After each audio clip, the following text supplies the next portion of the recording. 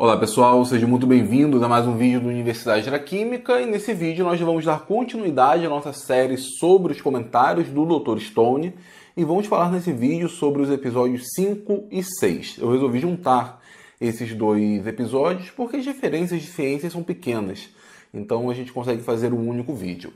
Se você é novo por aqui, está chegando aqui a primeira vez, então se inscreva no Universidade da Química, ou então se você já acompanha meus vídeos há algum tempo e não é inscrito, por favor se inscreva no Universidade da Química, isso é muito importante. E já deixa o seu like, eu tenho certeza que você vai gostar. Bom, vamos lá, o que a gente tem no episódio 5? No final do episódio 4, o Tsukasa a princípio mata o Senko. E aí o Taiju e o Zuriha ficam desesperados, até que eles conseguem, então, até bolar um plano bem interessante. Eles criam ali uma distração para conseguir ficar com o corpo do Senko, né? Salvar pelo menos o corpo do Senko para ver se tem ali alguma chance. Então o que eles fazem? Aí o Zuriha, ela pega a pólvora, ela joga a pólvora para o ar, o Taiju com sua força descomunal joga uma pedra para o alto. Nós já vimos que essa pedra é uma pedra do tipo pederneira, portanto ela gera faíscas e o resultado, quando nós combinamos a pólvora, né, a pólvora ali bem pulverizada, bem espalhada, juntamente com a faísca da pederneira, a gente acaba tendo a explosão. Lembrando que a fórmula, né, da pólvora, da reação da pólvora é essa. Nós temos aqui o nitrato de potássio, o carbono e o enxofre. É uma reação explosiva porque nós temos a liberação de gases e além da liberação de gases, nós temos uma reação muito rápida. O nitrato desempenha esse papel. Bom, então essa daqui é a primeira referência. Logo depois disso, o Taiju e o Zuriha pegam o Senko, começam ali a pensar em alguma coisa, como eles poderiam salvá-lo. Quando eles se recordam, duas coisas na verdade eles recordam. A primeira é que o Zuriha percebe que o Senko, ele quase que pede mesmo, aliás, ele pede, só que quase que ele induz ao Tsukasa a atacar exatamente o pescoço. E depois eles se recordam que, aí o anime não explica, quando aquela carapaça é desfeita, né, quando ocorre o processo de despetrificação, os ferimentos, os machucados daquela região são automaticamente regenerados. Então eles percebem que na nuca do Senko ainda tem um pedaço de pedra, um pedaço de rocha, e exatamente eles tentam então despetrificar aquela região na esperança de que o Senko volte a viver, ou seja, o nervo daquela região que foi destruído, ele seja reconstituído. Aparece até uma animação bem interessante, que é essa daqui, é como se o DNA dele fosse reconstituído com isso. Não tem nenhum significado científico essa imagem, mas eu achei uma ilustração bem interessante. Muito bem, nesse ponto fica aquela dúvida se o Senko foi ressuscitado ou não, e entramos no flashback que o Senko então nos mostra como que ele acordou. E ele acordou sozinho, né? Ele foi o primeiro humano, depois de 3.700 anos, a acordar naquele ambiente inóspito, onde as pessoas estavam petrificadas, e os pássaros também, mas os demais animais não. E um conjunto de macacos olham para ele, acham ele parecido com um macaco, só que como ele não tem pelo, seria um macaco brilhante. O Senko, nesse ponto, ele começa então a utilizar o seu conhecimento para desenvolver, pelo menos, as ferramentas mais rudimentares. Então a gente consegue perceber que ele começa a lascar pedras para fazer armas ou para fazer ferramentas, como um machado. Aqui ele utiliza uma rocha mais dura, por exemplo, para lascar a superfície da outra rocha. Depois ele consegue criar algumas cordas, né? Ele pega o cipó, desfia esse cipó e faz algumas cordas. Utilizando a corda, ele consegue melhorar o seu processo de produção do fogo. E aí nós temos sim uma referência química, quando ele diz que, ficou meio estranho, né, a tradução, mas ele fala que ele gera calor utilizando os gases oxidados liberados da celulose. A frase é um pouco estranha, mas como que ele produz fogo a partir daí? Aquela velha representação, né, de pegar um pedaço de madeira, pegar um graveto e esfregar esse graveto num pedaço de madeira. O Senko ele não consegue fazer isso com as mãos, ele utiliza ali uma corda e um arco para isso, mas por que gera esse fogo a partir dali? Bom, essencialmente estamos tendo sim uma reação de combustão. A madeira, ele considera a madeira essencialmente celulose, age como combustível. Ela reage espontaneamente, é termodinamicamente favorável reagir com oxigênio e temos como liberação gás carbônico e água, se a reação for completa. Só que para que essa reação comece, é necessário que tenha ali o mínimo de energia necessário, na chamada energia de ativação. A mesma energia de ativação que, por exemplo, foi utilizada para que a pólvora pegasse fogo. Foi necessário ali a faísca da pederneira. Para que ele, então, faça com que o processo avance, ele precisa atritar, gera ali calor, e quando rompe essa barreira de ativação, aí sim, o sistema começa a reagir, é um processo exotérmico, e o próprio calor liberado dessa reação faz com que gere mais calor no meio reacional, né? É liberado calor, esse calor já é utilizado para romper a barreira de ativação, e ali nós temos a criação do fogo. O Senko, ele já sabia como se fazia isso, obviamente, então ele já domina o fogo, domina uma série de técnicas. Então talvez ali em poucos dias ele avance o que a humanidade levou milênios para avançar. Mas essencialmente são essas as referências que nós temos no episódio 5, nenhuma grande referência. No episódio 6 continua esse flashback, e ali a gente percebe que o Senko começa a tentar criar algumas hipóteses. Por que ele? Por que logo ele acabou sendo despetrificado? Por que o restante da humanidade não foi despetrificado? Ele começa a notar algumas coisas. Primeiro, que a região que primeiro começou a se quebrar, a ser fragmentada, foi a região próxima à cabeça dele. Então as primeiras rochas ali, as primeiras lascas, na verdade, que foram liberadas, foram numa região próxima à sua cabeça. Aí ele começa a criar a hipótese de que ele ficou esses 3.700 anos acordado. E mais do que isso, ficou 3.700 anos acordado e contando. Ele contou cada segundo.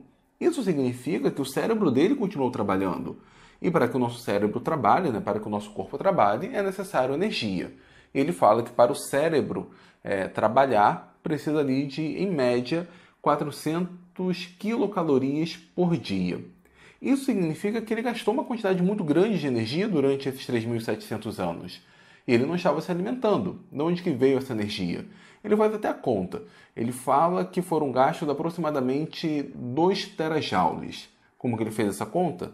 Bom, ele nos fala que a quantidade de energia gasta por dia são 400 quilocalorias. Então, isso aqui é energia gasta por dia. Se considerarmos todo ano como sendo 365 dias, formado por 365, ele ficou aproximadamente 3.700 anos. Então aqui nós temos a quantidade total de dias. Fazendo essa conta, ele precisou de 5,4 vezes 10 a 8 quilocalorias. E aí, apenas para dificultar um pouco a nossa conta, ele fala que gasta uma quantidade de quilocalorias, mas ele dá o resultado em joule, então é necessário converter. Bom, se a gente retirar aqui o K, que é 10 a 3, nós temos, na verdade, 5,4 vezes 10 a 11 calorias, multiplicando pelo fator de conversão, 4,18, né? Uma caloria corresponde a 4,18 joule. Nós temos um total de 2,2 vezes 10 a 12 joule, isso aqui equivale a 1 tera. Então ele gastou ali seus 2,2 terajoules, 2 terajoules.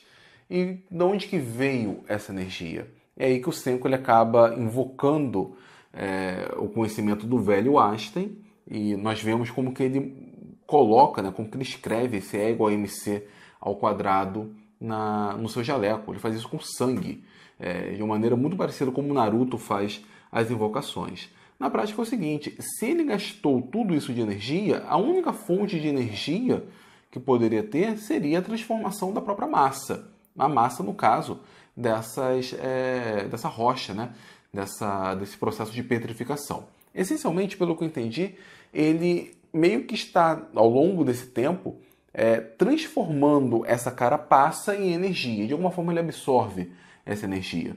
O anime não se preocupa em explicar isso, não se preocupa em dar nenhuma lógica, afinal é um anime, é uma obra de ficção, e essencialmente fica a ideia de que, para que o cérebro dele funcionasse, ele gastou energia. Essa energia veio de uma massa, né? Foi a transformação direta da massa. E essa massa foi das lascas de pedra que estavam envolvendo o seu corpo. Como foi o cérebro dele que funcionou, né? Passa a ideia de que ele estava absorvendo energia próxima da região da cabeça. Então, ali ficou uma região mais frágil, por isso que se quebrou primeiro. Então, com isso, o Senko, que milagrosamente ficou acordado esses 3.700 anos, 3.700 anos depois, acaba se liberando sozinho, né? Acaba rompendo essa carapaça sozinho. Somado ao fato de que ele estava próximo à caverna onde tinha o ácido nítrico. E depois disso mostra como o Senko tentou, por exemplo, despetrificar o Taiju. Ele não conseguiu apenas com ácido nítrico, ele precisava de álcool, só que ele não tinha álcool. O anime não mostra onde ele arrumou esse álcool inicial. Acontece que é até uma cena interessante. Ele tenta acordar o Taiju, enquanto o Taiju, no presente, tenta acordar o Senko. Acontece que o Senko de fato acorda, ele ressuscita, e aí o anime avança. Ele cria um plano meio estranho, né? Ele sugere que o Taiju e o Uzuriha fiquem lá no Império do Tsukasa, né? Joga seus dois amigos lá na Toca do Lobo para ser uma espécie de espiões. A gente fica sem saber se isso dá muito certo, porque o Taiju e o Uzuriha só aparecem no final da temporada. Enquanto isso, o Senko vai explorar o mundo. A partir de um determinado ponto, aparece uma personagem nova, que é muito importante para o anime, que é a Kohaku. Inicialmente, a gente não sabe quem é a Kohaku, qual é o seu papel, de onde que ela veio, se ela foi despetrificada ou não. Aparentemente não.